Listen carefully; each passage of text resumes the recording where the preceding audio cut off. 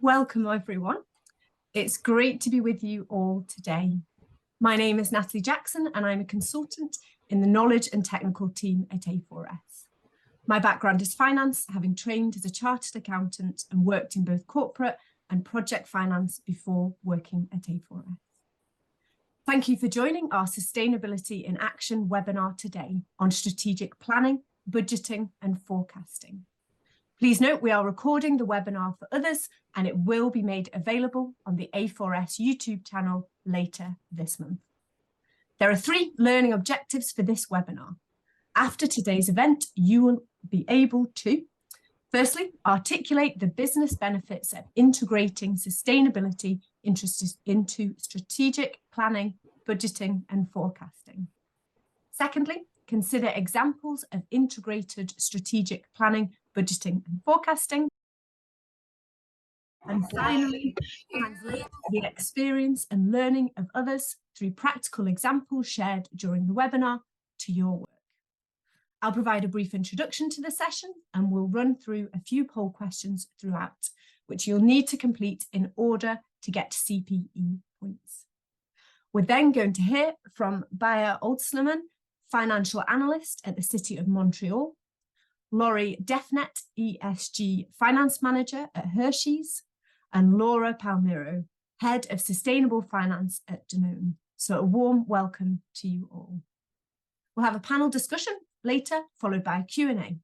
So throughout the webinar, please do use the chat function to post any questions that you have, and we'll do our best to answer them during the time of Q&A.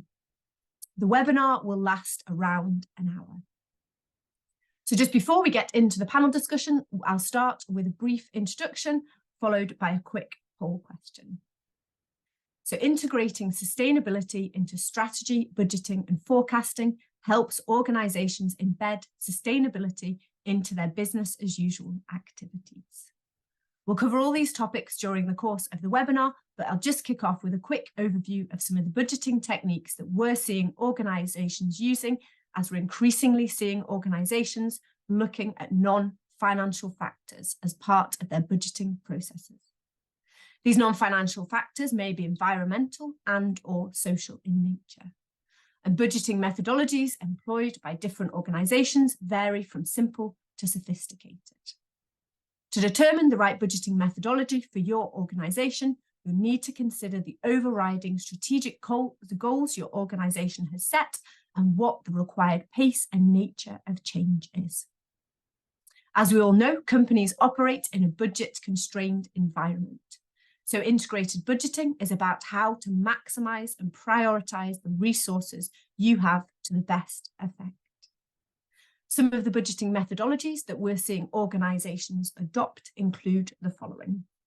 So one is ring fencing. This is the simplest approach available, and it involves setting aside monetary budgets to allow for the costs associated with meeting strategic sustainability goals.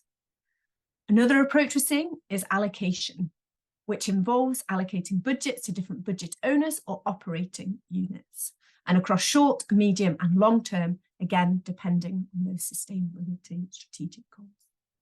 Next is capital budgeting, and this is about setting budgets for natural, human and social capitals in non-monetary terms. For example, a water budget. And doing so may be separately or combined with monetary budgets. And then finally, another methodology that we're seeing organisations using is internal pricing.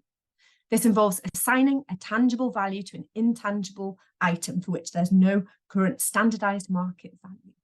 For example, setting a carbon price and incorporating this into decision making. This might be an internal carbon fee or a shadow price. We see organisations using different techniques and some use a combination. For example, SSE, a multinational energy company headquartered in Scotland, recognised that the development of new renewable energy projects should bring more direct financial benefits to the communities that hosted them. And they set up or ring-fenced local and regional community funds for each new onshore wind farm built, liaising with local communities as to how the money should be spent. In order to calculate how much money was put into the fund, the wind farms were measured in terms of installed capacity in megawatts, and the value provided to the fund was allocated at £5,000 per megawatt of installed capacity. Essentially, the larger the wind farm, the larger the community fund or pot. By way of another quick example, Microsoft uses an internal carbon fee, which has been in place since 2012. This is an actual fee paid. In January 2021, Microsoft expanded the carbon fee so that it included Scope 3 emissions from its supply and value chain. Microsoft had different prices for different activities, such as electricity and business travel. The money raised for the carbon fee funds climate solution initiatives. So as I said, we'll have a few polls. So to test what you've just heard, we're now going to have the first of the poll questions. So hopefully you should see that on the screen in front of you. So which type of budgeting is about setting budgets for natural, human and social capitals in non-monetary terms? Is it ring fencing? Is it allocation? Is it capitals budgeting? Or is it internal pricing?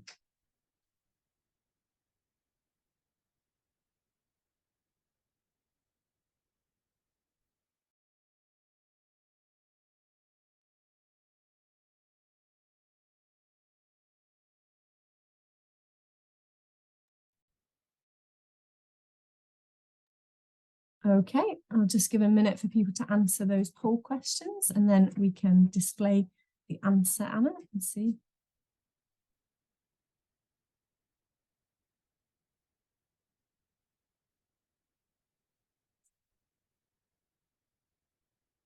Okay, yeah, so the majority of people got that right. That's right. The correct answer is capitals budgeting. Great, so we'll now hear from our panellists. So it's great to be joined today by Baia, Laura and Laurie. So a warm welcome to you all. By way of quick introduction to our speakers, Baia is a financial and sustainability professional at accounting services of the City of Montreal.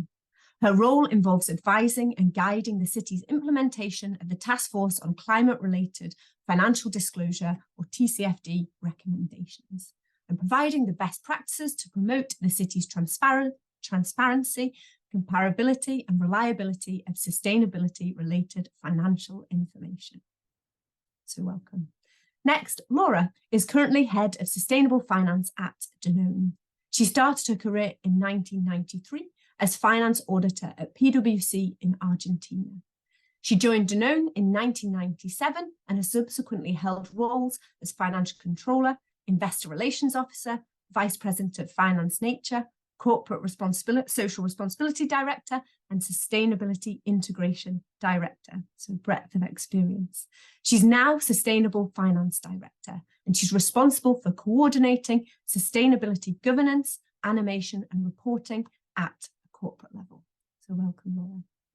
And finally, Laurie, who is a certified public accountant and is currently an ESG Finance Manager at the Hersheys company. Laurie is the lead finance business partner between the sustainability team and the broader finance organisation. She's responsible for climate scenario planning analysis, cost model forecasting against externally committed ESG KPIs, developing thought leadership in embedding ESG into the capital approvals process, financial modelling, as well as providing overall education and awareness on ESG topics to the broader finance team. So welcome to you as well, Laurie. So now to hear from our panellists. So it'd be great to start by hearing how have you embedded sustainability into your strategic and financial planning processes. So Baia, if we could hear from you first. Yes, thank you, Natalie, and hi, everyone. And I would like to thank EFRS for the invitation. I'm truly excited to be part of this panel today. So the sustainability journey for City of Montreal, just to provide a bit of context, started in 2005 with COP11 held by United Nations in Montreal. This is where the first time where the city has set a new target to reduce its GHG emissions. And since that time, the sustainability journey has extended into adaptation, resilience, and other strategies. And lately, the city issued its first overall city strategic plan with a roadmap on 4 targeted areas, such as ecological transition, solidarity, equity and inclusion, democracy and participation, and innovation and creativity. Shortly after, the city issued its 10-year climate plan, which includes concrete measures that aims the city to help to achieve its 55% GHG emission reduction target by 2030, become carbon neutral by 2050. And it also includes other measures that are in line with greening initiatives, climate adaptation, community resilience, and mobilization. Also, the city, along other with Canadian cities, has been disclosing for the past few years on in non-audited section of annual financial report the risks and opportunities related to climate change, and this is done to accordance to Task Force on Climate Financial Related Disclosure Recommendation, TCFD. As you may see, the strategies and actions present a lot of commitment, but if we want to produce meaningful and material results, we need to tie them to cities' financial processes such as strategic and financial planning, and then in time report on them. So the city's business model is a bit different from private sector. In Canada, the cities have limited financial capacities in terms of raising taxes or exploring alternative sources of revenues, aside from those that already exist, such as the taxes collected, for instance, from building owners, and other revenue streams result from government transfers. And so the cities, specifically those who issue debt instrument, for instance, or to finance their capital investment project, have to be worried about their service debt level. And that's why the City of Montreal undergoes a rigorous strategic and financial planning to ensure that we prioritize the project and we fund the right project and programs that are aligned with overall city strategic plan and priorities, such as those related to ecological transition, solidarity, equity, inclusion, and so forth. So building cities' financial resilience is key to continue providing essential services, and this starts with planning. So back to you, Natalie. Fantastic, thank you. It'd be great to hear from you next, Laura, about the approach at Danone.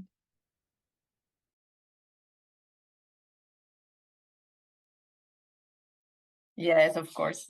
So hello, everybody.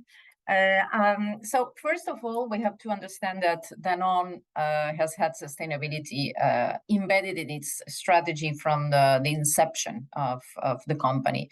In 1972, one of our co-founders, Antoine Riboud, made a famous speech in Marseille, in the south of France, where he stated that the responsibility of a company didn't stop at the factory gates or at the door of our offices, and that no company can thrive in a desert. So basically, he was making, I would say, comments and commitments regarding sustainability even before the word was coined, or that term was coined. So going forward today, we have, I would say, reframed our sustainability strategy. This coming to your question, how we have embedded sustainability into the strategic processes. So within the strategy, the new strategy, which is Renew Danone, we have embedded our Danone Impact Journey. Our Danone Impact Journey refers to three main pillars, two that are quite similar to many companies, but the first one that is very unique to Danone. Our mission to begin with is to bring health through food to the largest number of people. So health is at the core of everything we do, and the health profile of our products are of the utmost importance, and they are at the top of our agenda. So the first of our pillars is health. The second one, of course, is nature and how we take care of nature. Nature is at the very basis of any company that operates on agriculture products, and of course people and communities in order to enable all of our operations. So as you can imagine, in order to we have these three pillars. We have commitments. We have made important commitments, including SBTI 1.5 for our three scopes, 1, 2, 3. And taking into account FLAG, which is forest, land, and agriculture specificities within SBTI. And we're proud to say that we have been in the A list of CDP. So we have had an A in climate, water, and forest for 4 years in a row. So we take this very seriously. In order to attain those targets, as you can imagine, and the ones that we have fixed for the Danone Impact Journey, it is obvious that we need a big alignment in the company, and that alignment is only attained when you put all the functions to with targets very well aligned in order to reach those results year after year. Going forward, I can explain better how we are embedding those in our finance processes in order to achieve those goals. Brilliant, thank you. And Laurie, from a Hersheys perspective. Yeah, so I think similar to Danone, Hershey has a commitment that's really started with our founders' belief in responsible citizenship. So, dating back to the inception of Hershey, very much has been instilled in our company as a whole. And, to that point, sustainability is part of one of our core strategic objectives. So responsibly manage our operations to ensure the long-term sustainability of our business, our planet, and our people. So it's really part of the core of the Hershey culture, and it's an important aspect of that. So that being said, the importance then translates into, our strategic planning, our forecasting processes, and kind of a bit more granular, I think, than Baia and Laura went. But, at Hershey, we've really empowered across the business different business process owners to own aspects of that sustainability, budgeting and forecasting process. So these costs are spread throughout our company, and each respective unit gets to kind of oversee, how those funds are spent. But, after that, we do consolidate them and look at them at, a total company view to make sure that we as a company are making strides towards those commitments that we've made and those targets that we've set. So previously, organizational wise, this responsibility was done by someone in our investor relations organization. And given the breadth and the expansion of a lot of the commitments and, work to be done, Hershey recognized the need to have a dedicated finance resource. So my role was actually created just at the beginning of this year to help fulfill that responsibility and build that connection between the finance organization and the sustainability team, and to enable that growth and continued kind of oversight going forward. So I'm only 9 months into this role with Hershey, but we're definitely moving in the right direction, and I think we're making the right strides to make those smart forecasting and budgeting decisions going forward. Fantastic, thank you. And just to touch on that, Laura, you talked a lot about kind of history as well and the culture of the organisation, but then kind of looking forward, what kind of things does your organisation perform in terms of kind of sustainability related horizon scanning, and how does this feed into your approach to forecasting? Yeah, so, I think our CEO, Michelle Buck, said it best herself in our latest ESG report. She said, for us, ESG is not a program, it's a way of doing business. So for us, that means including sustainability in those forecasting, in those strategic planning conversations. It very much is just as important as forecasting, any other aspect of the business. So I think one of the keys to our success as an organization is really that cross collaboration that, Laura touched on, but the importance of having, everyone have a seat at the table that has knowledge to bring to the table. So, a key is just those cross-functional conversations, the open dialogue, recognizing that there's different areas of expertise throughout the business, and bringing those to the table for those conversations, helps us really identify any of those risks and opportunities that the business is facing. So in addition to those internal conversations, though, we do have regular dialogue with our investors, with our peers, with the broader community that are, our stakeholders, because we want to know what's important to not only our company, but also the areas that we impact. So, beyond those conversations, we also recognize as a, company that's, growing and continuing to learn in this space, at times we might need to bring in an external consultant or use an external, software provider until we can get a grasp on our internal end. But, for instance, we've used external technology and support for our double materiality assessment that we conducted last year. We used a software to help us with our climate scenario planning to help us better understand. I know me personally in finance, it's kind of my first foray into ESG. So the more I can learn from the team, the more that's helpful, and, using those resources. But ultimately, all these different types of horizon scanning and different techniques that we're using have really helped us identify some of those risks and opportunities across the business, and bring those to light for informing our forecasting and budgeting. Brilliant. Thank you, Laurie. And Baia, is that a similar approach at City of Montreal for that horizon scanning and feeding that into forecasting, or different? Yes, absolutely. I mean, as I mentioned earlier, we have target to achieve. We have governance in place to help us to have this meaningful discussion internally and externally to advance on different topics. Just to mention a few examples of some of the tools and processes that we have incorporated since, or we started journey on. So unfortunately, just to touch on GSG emissions, for instance, like we cannot track them on a day-to-day basis. Unfortunately, we always have this 2-year information. So in order to make informed decision, we cannot base, for instance, on past event. So we try to come out with different processes and systems that could help us to embed the sustainability initiative directly into the financial planning. So one of those initiatives that I would like to talk about is the climate budget, for instance. So I don't know if this is the time to properly talk about it, but the climate budget is actually, because we issued, as I mentioned previously, that we issued a climate plan, and it does highlight all the measurements, all the measures that needs to be put in place in the next 10 years in order to achieve our targets. So this is where the climate budget comes along, because it's a government system, and it goes hand in hand with the financial planning, all the way from the strategic planning to reporting, and it allows organizations to answer some questions. For instance, are the current climate measures aligned with the organization's commitments and targets? And are there new additional measures that organizations could implement in the short and over long run to achieve the set target? Is the organization prioritizing these measures and that have meaningful impact?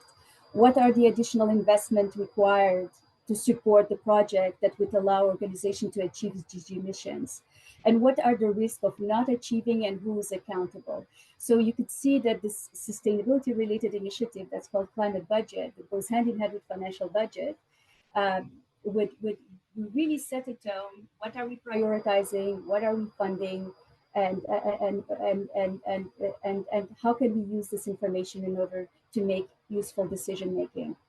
So aside from that, I would like also to talk about another initiative that City of Montreal has adopted, is the initiative of allocating 10 to 15% of overall capital works program toward adaptation and natural asset investment. So just to let you know, for 2023, the city plans to invest over 180 million in natural infrastructure. And we put the system in place in order to plan, to track, report on this natural infrastructure investment, and created groups that allow us to compile this investment in the planning for the planning purposes. So one of those categories could be like urban agriculture, natural environment, greening biodiversity, and also, in this journey, it's complex and we have so much to do. So we understand that there are projects that are in line with GHG reduction, but also we have to talk about the project that we require cities infrastructure adaptation to climate change. For instance, we have undertook some projects with regards to climate risk and impact change of the financial quantification of climate risk and impact on municipal buildings, including the cost of adaptation, where we're using this forward-looking approach based on different scenarios, and to see what are the costs and the investment that will be required through time, and already include them in planning process. So the city, this work obviously will help the city decision makers to make informed decisions, and also to make and include them in the financial planning, and also prioritize the investment. And we have other phases. We started with buildings, and the next phase would be on water and transportation infrastructure. So these are the main initiatives that are really related directly to financial budget. But there are other also initiatives that are making sure that whatever the initiatives that are following our financial planning are tracked and reported. Fantastic, thank you. And Laura, the approach at Danone around that kind of horizon scanning and feeding that into forecasting. Yes, well, there is not much that has not been said already, especially in the case of Lori, because we operate probably in companies that have a lot to do, to do with each other. In fact, for me, the key word here is collaboration, and there are a number of sources of information that we take in order to inform our budgets going forward. So, of course, each of the different people that have to contribute internally to the delivery, they have their own, I would say, communities. Like, for instance, if we just take the people working in one of our main topics, which is around regenerative agriculture. Just to give an idea, agriculture is responsible for over 60% of our total emissions in CO2. So, as you can imagine, in regenerative agriculture, we are very much collaborating with our partners. We don't own the farms from where our milk is coming. And so we need to work with farmers. We need to follow the science to see what is happening in terms of new discoveries on how we can reduce the emissions, be it through capturing it in the soil or through the treatment that can be given in terms of the treatment or the feeding that we can give to cows. For instance, so it is I would say a collaboration between academia, our partners, and also there are different situations in different parts of the world. So typically, one farm in the US can hold up to 10,000 cows in some cases. So they are enormous farms. And we also have a direct contact with farms in Morocco, where you can have 3 cows, because they are in many cases used by a family. So they're family business. So we have to adapt in the different countries, and of course I would say the outlook is given by the trends in different parts of the world, and that informs our overall strategy. Also, of course, we have other kinds of suppliers that are working, for instance, in new technologies regarding recycling of plastics, just to make one of our main, I would say, areas of study. And so this kind of multiple collaboration among the different experts in our company and external partners is what gives us an idea of the common challenges, to form, even in some cases, coalitions to try and tackle these issues together. That is super important. We all say in this arena that we cannot make it alone. And to finish with that, I would say that we are also honoring SDG 17, right, which is around collaboration, and it is so important. Absolutely, I think that is key, that collaboration, especially a lot of the kind of things based on science, and bringing those academics and things is a great value. So next, to move on kind of to budgeting approaches specifically used in your organisation. So it'd just be good to hear kind of about those approaches that you're using and how those are kind of influencing behaviour. So Laura, to you first. Yes, of course. So you're giving several examples here. I was thinking about what is being used in particular in my organization, and I would say it is a mix of a few of them. So just to make things easier in terms of acceptance of, for instance, CapEx projects, when we need to invest heavily in one of our plants in order to buy appliances that have a reduced emission of CO2, we use a price for carbon internally that enables us to introduce in the discounted free cash flow account, so the net present value, a certain amount that represents what we would have saved in the project if we were to pay a cost for carbon, be it through a normal cost or a tax applied to that. So that is the whole idea. So we do apply that.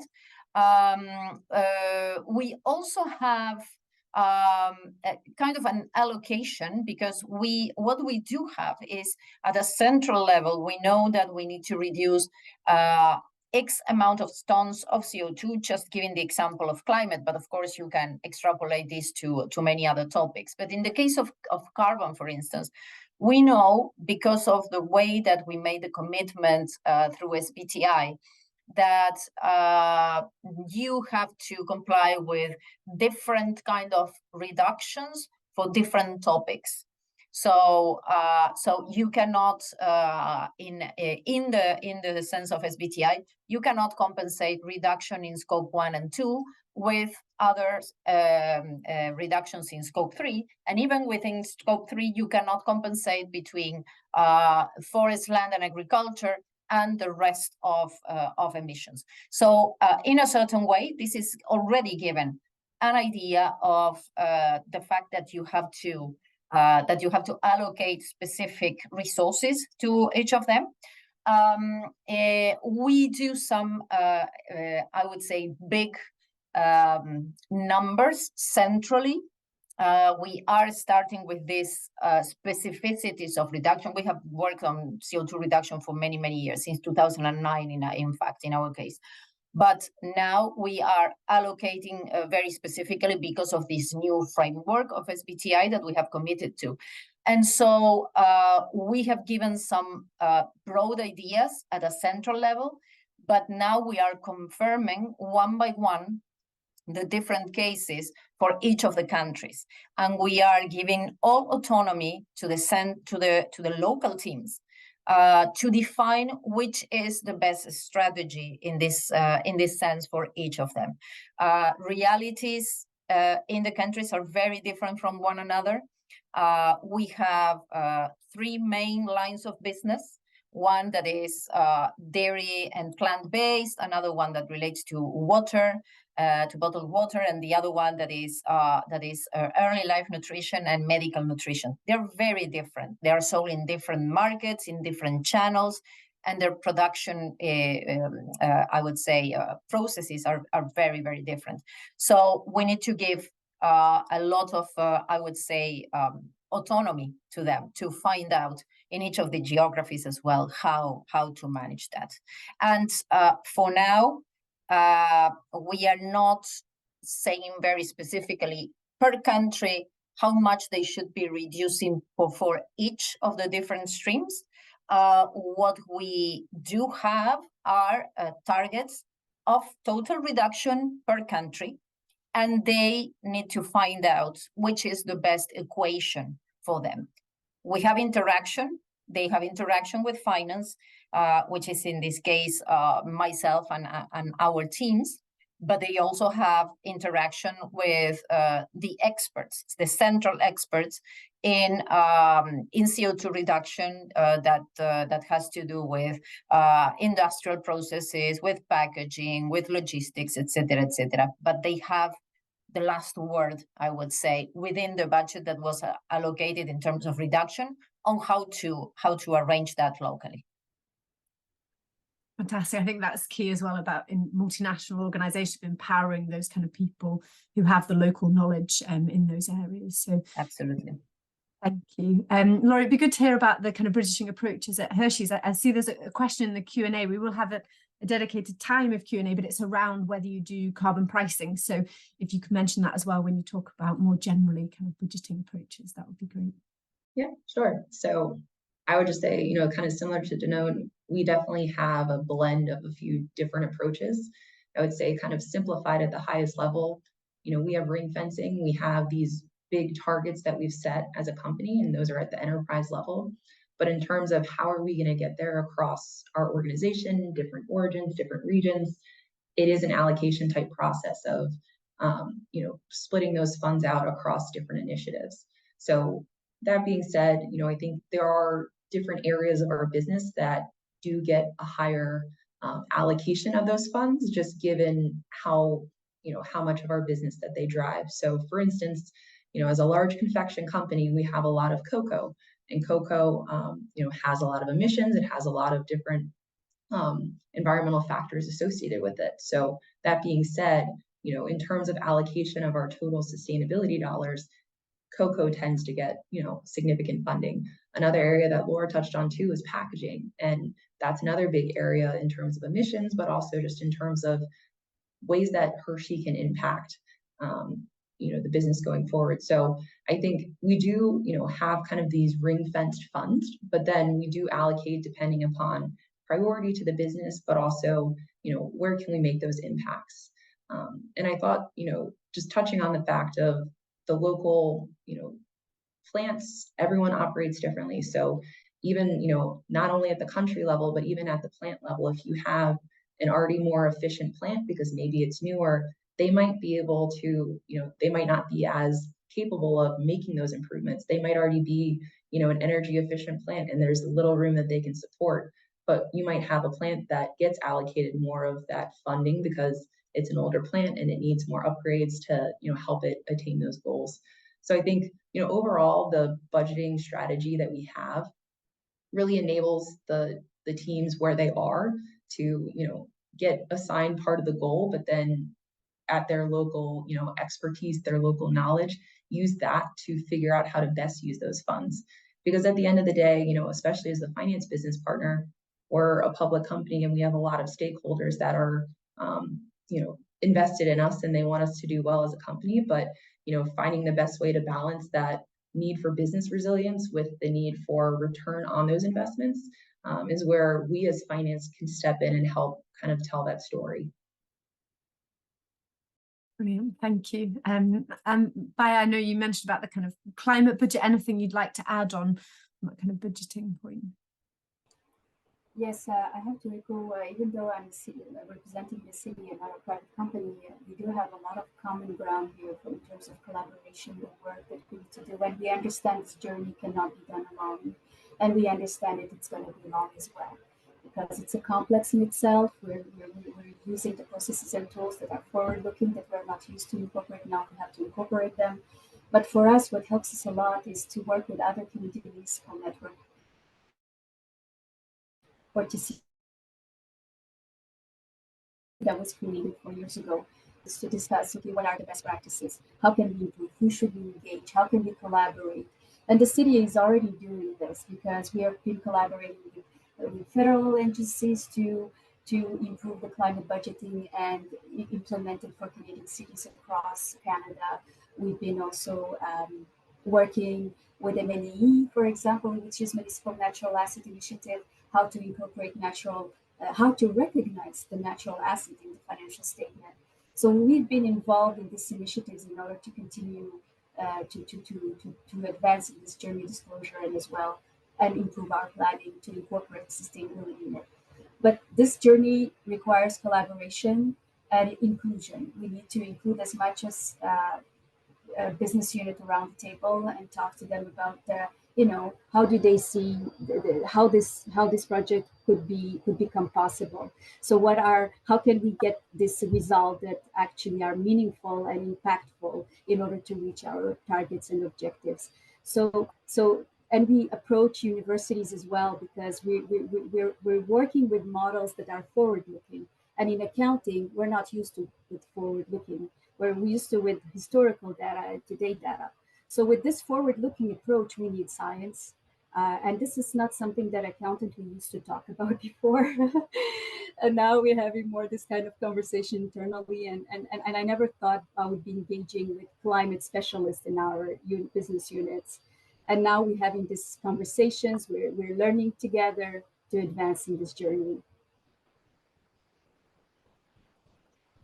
Just one final question, that two questions rolled into one, because I'm very much aware of time and I want to give time to Q&A because I see there's a few questions come in already. So the question is, what have been kind of the business benefits of incorporating sustainability into strategic planning, budgeting and forecasting?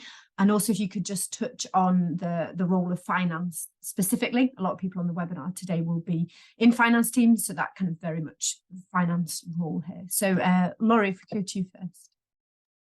Yeah, so I mean, I think, the benefits are continuing to expand and grow, but I would say, by making it part of our company processes and those forecasting, getting the whole business involved really puts the ownership in everyone's seat. So everyone at the company has a role that they can play in helping support these initiatives, whether it's by owning the budget that's helping drive the initiatives, coming up with ideas to bring to the table.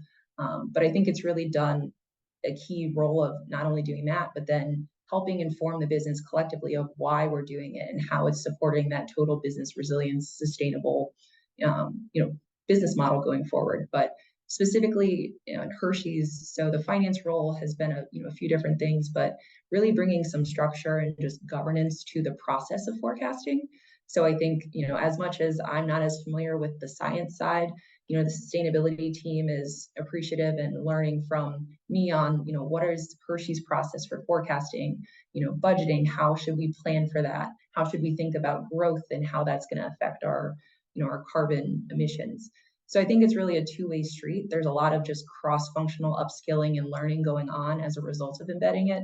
And our role as finance is to take some of those terms and, all the acronym soup that I think ESG often sustainability relates to, but put that into, financial terms so that collectively across the company, we can speak to what those sustainability investments are, what they're driving, and why it matters for Hershey. So we're kind of a translator from, sustainability organization to the financial organization, and just business partnering and collaboration is really key for us. Yeah, brilliant. It's acting as that bridge, isn't it, between the two, and taking those skills the finance team has already. Laura, welcome your thoughts. Yes, well, as I said before, in the case of the strategy of Danone, we have had taken into account these topics for a long while. I would say that the best part of that is that it is very motivating for people, and we have had, because of this of this image of Danone that we have been doing this for such a long time, we have constant people that want to join our company because of that, especially young people. They are very, very motivated by companies, not only Danone now, but companies that are actually taking this very seriously, and of course that they embed this in the annual strategy. Of course, people from all over the company, be it in sales or be it in the industrial department, whenever they have the opportunity to do something or to start working in a project that embeds also sustainability stuff, they are extremely motivated. So this is a big motivation for our employees. Now, involving the financial function and putting it at the heart of, I would say, driving the decision-making processes in many cases, including sustainability KPIs that did not exist in some of these processes, and suddenly we have to evaluate not only the return on investment in terms of financials, but in terms of other KPIs as well, be it social and environmental. I would say that added an extra layer of I would say thoroughness of the analysis, correctedness, I don't know if you say like that in English, of the data. So you can trust the data much better than before. We are much more thorough now in terms of auditing of the data. So I would say that in all the finance department brought the thoroughness of having processes that are very well, I would say, tested over the years, and applying that to numbers in sustainability has been a great help. Absolutely an asset to the work. Fantastic. And Baia, from the City of Montreal's perspective. Yes, so I echo everything that has been said so far, but just to let you know, the initiatives, for instance, on processes and tools with regards to climate budget that are directly related to financial budget, these initiatives are led by the Financial Services for City of Montreal. And this is done with collaboration, just as I mentioned before, with internal and external stakeholders. So one of the the question that you asked, what are the benefits of incorporating? We've mentioned a lot already, but the one benefit that I think it's very important is that when we embed this sustainability into financial budget, it does kind of send a positive signal to different stakeholders, such as investors, citizens, creditors, that we are ready to walk the talk and that we are ready to take the next steps in this sustainability journey in order to make our organization financially resilient, especially if we would like to comply with recent accounting standard related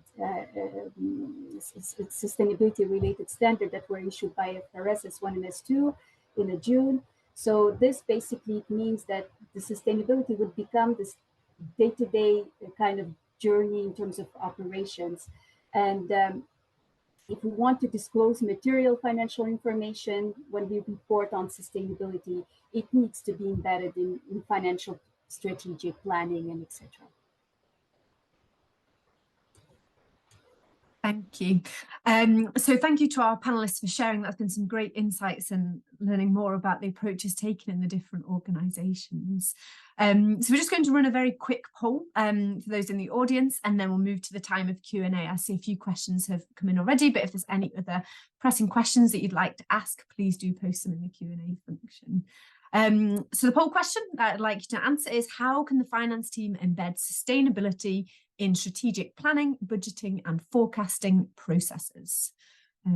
So the options include the identification and assessment of sustainability factors during strategic planning, work with others, communicate and engage on sustainability throughout the entire process, develop and integrate sustainability key performance indicators, integrate sustainability related processes into existing financial processes, and undertake sustainability analysis entirely separately from financial budgeting and forecasting. You can select as many as you like, so please do respond to that poll, and we'll then run through the answers, and then we'll move to our time of Q&A.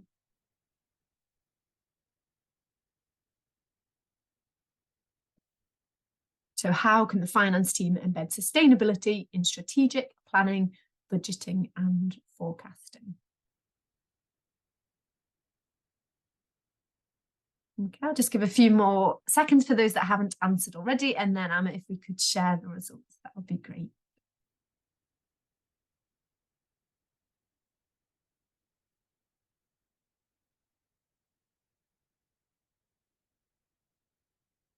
Okay, yeah, so most people got it right, which is great. So all of them are correct except for number 5, the last one. So undertake sustainability analysis entirely separately from financial budgeting and forecasting. So in integrating sustainability into strategic planning, budgeting and forecasting, it's important to leverage the complementary capabilities of both the finance, sustainability and wider teams, and communicate and engage with operating teams, and also collaborate internally and externally, like we've heard from the panelists. Sustainability KPIs should be developed and used for monitoring performance and linked to remuneration. And structured and standardised processes already in place for financial elements can be expanded to include sustainability. And as we heard from the panelists as well, using that kind of knowledge and rigour and approach of finance teams in sustainability information. Great. Okay, so now we'll move to our time of Q&A. So I can see one question here specifically on Danone. So Laura, it was in relation to the collaboration that you talked about with farmers. And it was a question around how are they reacting? You know, is it easy to get them on board, and what challenges have you come across? Okay, it is a very interesting question because of course, in some cases, there could be in some industries maybe some kind of, I would say, not entirely trust between different actors in the sector. In the case of Danone, we have been doing this for a while now. And we are very well received by farmers. We collaborate in a sense that we help them mostly with learning, with training. We have experts in our company that have been in this for many, many years. And by using this training, what we achieve is that the kind of feeding and the kind of treatment of the cattle is improved and is following a certain amount of practices.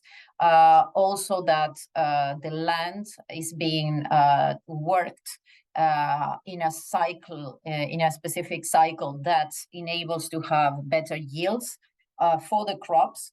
And also these practices increase the health of the cattle. So they have less need to call, to have veterinary costs. And very importantly, you can increase the yield of the cow, that is the amount of milk that the cow produces per day, per month, up to 30% in certain cases. So what happens with this is simply that this increases the income for the farmer. So we have a triple win, which is a win for the environment through reduction of CO2 emissions, methane emissions from the cows, and improvement of the soil quality. We have empowerment of the farmers, and also we have benefits for the cattle, and that relates to our commitments also on animal welfare. So we have proven that this kind of collaboration works, and we do not have any kind of resistance from farmers in that sense, I would say. That's great and encouraging to hear. Another question that we've had is around kind of making decisions where there's imperfect data or the methodologies are still being developed. So it's, when you've identified the biggest contributor of carbon emissions, but you're still refining the methodology of the calculation. The difficulty is if you prioritize on decreasing emissions and or refining the methodology to get more accurate data. So if you guys could talk through kind of which approach you'd take, and if you have kind of direct experiences of that, because appreciate, data around sustainability is still evolving and methodologies are being employed. So take a volunteer if anybody wants to kick us off on that one. I appreciate it's a bit of a tricky one. I can start with it. You have different kinds of inaccuracies that can come from data. One that comes specifically and very operationally from the fact that you have not been measuring this for a long time. And so when you start, it is normal to have a certain amount of mistakes. But that is something that we can solve quite easily after a few years of trying and doing it. But then there are others that are more challenging. I think of certain cases, again, with the example of CO2, where we are still developing in the market some solutions specific for the different industries. So in agriculture, we're working on that, but I know that there are many other industries that are also struggling in arriving at a very, I would say, specific and precise methodology on how to measure the emissions. So what I would say here is that because we are all trying to do our best, and even if the measurements are not perfect, and even if we know that we are doing now today that by definition will change in the next few years, as long as we are doing our work as accountants in an open way, in a very honest way, and we are explaining which are the restatements of the base year of calculation every time we have one of these changes that have nothing to do with an actual, I would say, physical change over the year, it is important to flag it. We are used to doing this in finance as well. So as long as it is well explained, I think that it is the right thing to do. And I mean, everything else gives us, even if it is not perfect, it gives us at least an idea of how we can directionally go into an improvement of that indicator. It would be I think not good to wait for 10 years until we have a perfect measurement to start doing things, right? So that is the posture I think that we have. Fantastic, thank you. I appreciate we've only got a couple of minutes left, but I'm keen to get through as many questions as possible. So it was, there's one around what's the best advice for organisations to keep sustainability budgeting processes when it goes through a restructuring? And the other is in relation to KPIs. How often are they monitored and is assurance done on them? If anybody has any quick responses, because we've not got too long left on those. I can touch on, I can touch on the KPIs. So in terms of our governance structure at Hershey, we have different kind of levels of review that go on. So on at least a quarterly basis, we have a quarterly steering committee that meets to just discuss, key priorities that are going on in terms of our sustainability metrics and measures. So, we're still evolving that cadence, and that's a big part of some of the structure that I'm working cross-functionally with the broader sustainability team to bring, but we're actually working on establishing what is that cadence that we're formally reviewing. Our board of directors does regularly review our KPIs and targets in line with our setup, but that being said, we're still, I think, with a lot of other companies trying to figure out what is that proper review cadence and how do we get there. Fantastic, thank you. I think that brings our Q&A time nicely to a close. So just leave me to say thank you very much to the contributions of the panelists. That's been greatly appreciated. We'll just finish off with two very quick poll questions. So the first one is, what are some of the benefits of integrating sustainability into strategic planning, budgeting and forecasting? You can select all that apply. So identifying sustainable opportunities and risks, improving decision-making and risk management, enhancing stakeholder engagement, aligning business performance with long-term value drivers, and collaborating with colleagues to drive sustainability action. I'll just give a couple of seconds to respond there because I'm very keen to finish on the hour because I don't want to hold anyone unduly. So it's multiple choice. So what are some of the benefits of integrating sustainability into strategic planning, budgeting and forecasting? And if you could just go ahead and share the answers, Anna. Yeah, great. So all of these are benefits, as you've heard during the kind of discussions today. If you're interested in finding more about the topic that we've been discussing on today's webinar, there's an A4S essential guide on the topic, as well as some case studies. So links of these will be shared in the chat function. And then just one final poll to finish for feedback. So based on your experience today, how likely are you to recommend an A4S Sustainability in Action webinar to a colleague or peer? And just complete that. Give people a bit of time. It's just for our internal purposes to get feedback on these webinars. And I'll just give Anna the opportunity to put those links in the chat for you. So you've got those resources to hand if you want to find out more about the work that A4S has been doing on this topic. There's case studies around carbon pricing as well. I saw that was one of the questions we had. So if that's an area you're interested in, there's a case study from National Grid and also one from Storebrand, both on carbon pricing if helpful. So I can see they have gone in. That's great. So that just leaves me to say a huge thank you to our panelists. That's been really insightful and really interesting. So thank you for your time and your contributions. And thank you to those of you who have joined the webinar today. So enjoy the rest of your day, everybody.